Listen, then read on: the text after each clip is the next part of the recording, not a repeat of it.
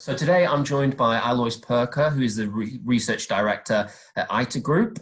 Good to be speaking to you today, Alois. Thanks for having me. So you're skilled in digital transformation. That's where your experience is. And we know that digital transformation should clearly be top of the agenda for asset managers. So what do you think are three things that define digital in asset management in the future?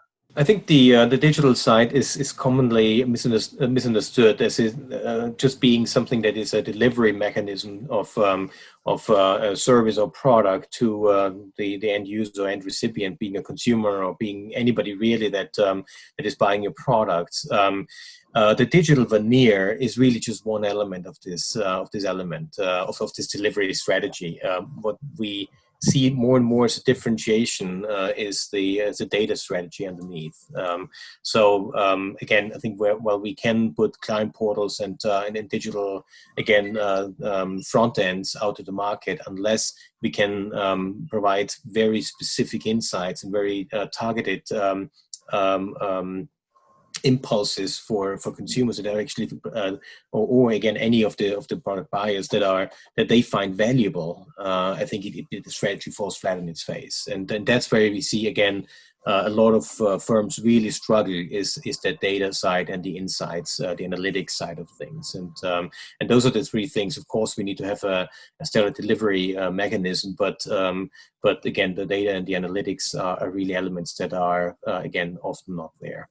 And this sort of leads me to the second question about, is there an area of digital transformation in asset management that you think is important, but you don't think that much is being said about it at the moment? I think it is exactly that. I think what I mentioned before, I think it is that how do you organize your data? How do you get how do you close the loop in the distribution value chain? You more and more, of course, advisors are being if the distribution goes to the wealth management channel, a lot of the advisors are being one element of the distribution, but really the self-service element is becoming bigger. Just think about the Vanguard strategy in the UK, and of course they've grown dramatically in the US before.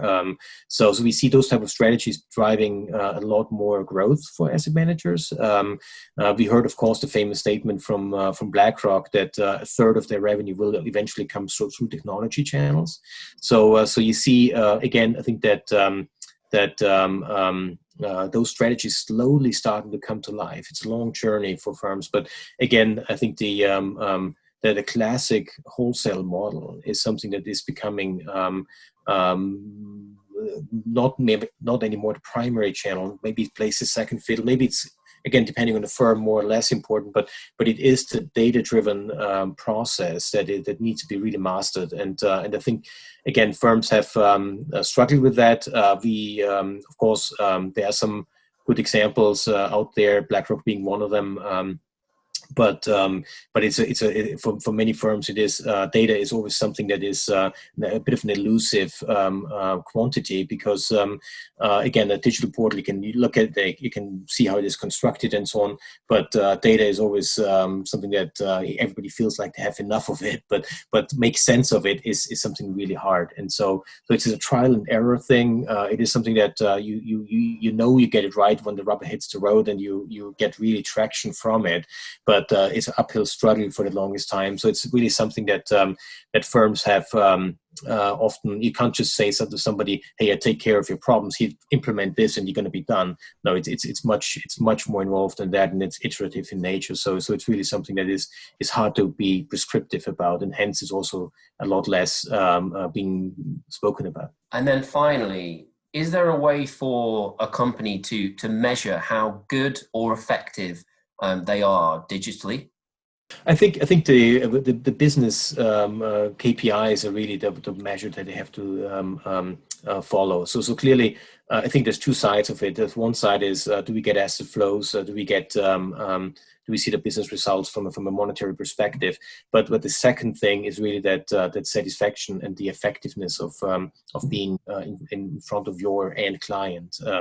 Of course, with COVID-19 and with the lockdowns, and all of a sudden firms had to kick their strategies into gear.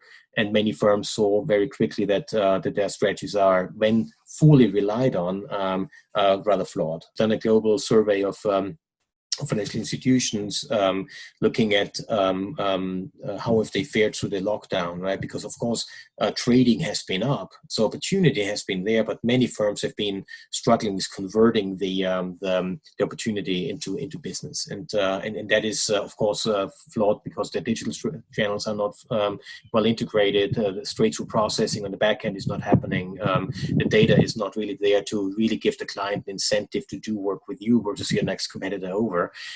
So I think that those things all need to fit together, and in a situation like this, you know very quickly that your flow is stopping because your usual channels are not working or ineffective, and that is sort of I think the current crisis is somewhat of a fast forward look into how the world might be in 10 years, when, again, even if we are not in such a special situation as we are in right now, but we know that the digitalization will be a major driver. And I think firms know right now if their strategy is working or not, because they see business flow happening or not, and then the satisfaction of clients is there.